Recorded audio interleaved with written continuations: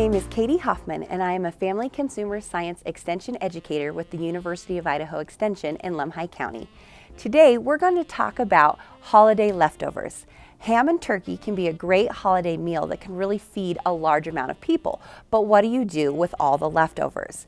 Ham and turkey can be really versatile, and there's lots of great ways that you can mix up flavors and add to your holiday meals throughout the weekend, especially if you have a crowd to feed after the meal. One of the ways that you can use ham and turkey is in leftovers. Turkey is really great in things like enchiladas, where you can mix up the flavor profile and try something a lot different instead of your basic. If you want to stick with your seasonal flavors, a turkey, cranberry, and cheese quesadilla is also a great option for lunch. There's lots of recipes online for turkey and for ham. Ham is great because it can be used in breakfast, lunch, and dinners. A baked omelet in a casserole dish with ham and cheese is a great way to use your ham and still feed a crowd.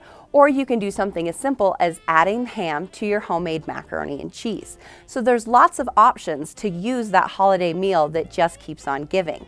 Today, we're going to demonstrate how to make a ham and cheese quiche, another great way to feed a crowd again with your holiday leftovers.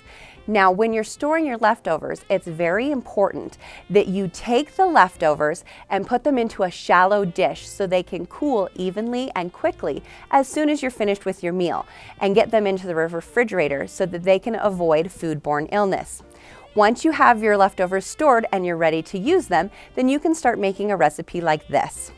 So to make our ham and cheese quiche, it's very simple.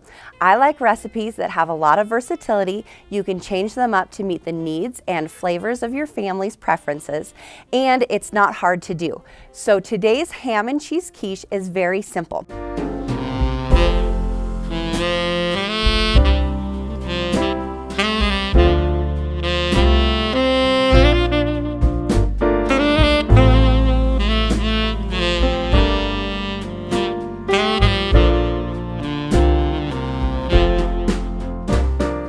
You're basically just going to take your ingredients and pour them into your bowl, whisk them together, and then add them to a pie crust. So of course, with a quiche, one of your first ingredients is going to be your eggs. This recipe calls for 4 eggs, lightly beaten. And so you're going to crack your eggs into your bowl and have them ready to use. I like quiche dishes because eggs are something that my kids will eat really readily, and it's something we usually have available at our house, and it's a great source of protein. The fun thing about quiche is you can make them for breakfast, but they also work well for lunches and dinners. So you're gonna wanna beat your eggs just slightly so they'll mix in a little easier with your other ingredients. Now, you'll add salt and pepper to taste. The recipe calls for a 1/4 teaspoon of each. You can go ahead and change that up if you prefer.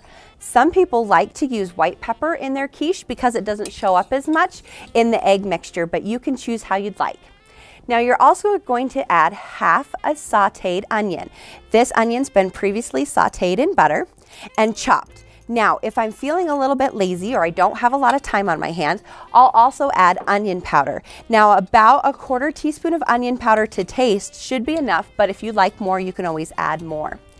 Next, you're gonna add some other ingredients like your cheese. Now, this recipe calls for a cup of cheddar and a cup of shredded Swiss cheese. You don't have to use these flavor combinations. If you only like cheddar, you can use only cheddar cheese. If you prefer other flavors, you can mix that up as well.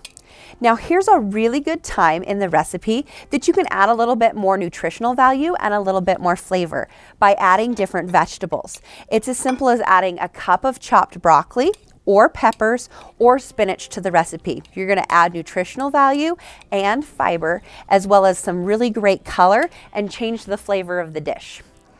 Now, the recipe calls for a cup of half and half.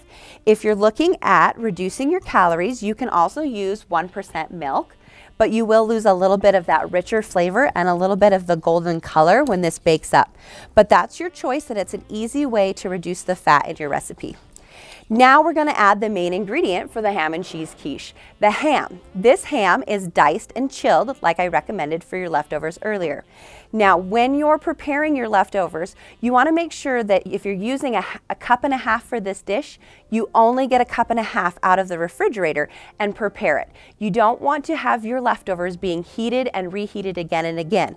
That will increase the bacterial load and make your food unsafe to eat. So just use the amount you're going to be using for that single recipe.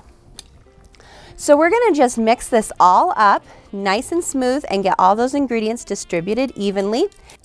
So now we're going to add the ingredients into our pie crust. Now the recipe calls for a deep dish pre-made pie crust. However, mine didn't say deep dish on it, but as you can see, it fits in this deep dish really, really well. So most of your standard size pie crust will fit in a deep dish pan. I do recommend a deep dish pan for this recipe because there's a lot of filling and it's definitely going to fill this all the way to the top. Now there's some variations you can use if you are looking to reduce your carb intake or calorie intake or are gluten-free.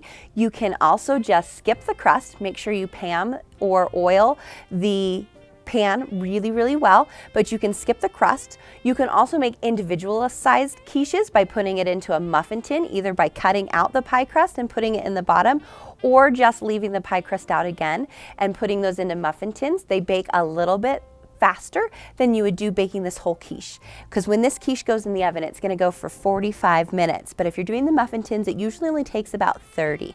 So keep that in mind as you get ready to do that. So it's very simple. You just take all of your ingredients and you pour them in to your pie crust. Now, if you'd like, you could also even top this with a little bit more cheese and then give it a really pretty brown golden cheese top, or you can leave it just like this. It doesn't matter either way. If you have more cheese and you want to do that next step, you can. Otherwise, this is completely ready to go into the oven at 375 for 40 to 45 minutes. And you'll put it in the oven, and when you pull it out after 45 minutes, it will look like this, all beautiful and golden and bubbly. There will be no jiggly parts in the middle. It'll all set up firm, and once it's cooled, it's nice and firm like this and ready to slice and serve to your guests for your next holiday meal using your leftover ham.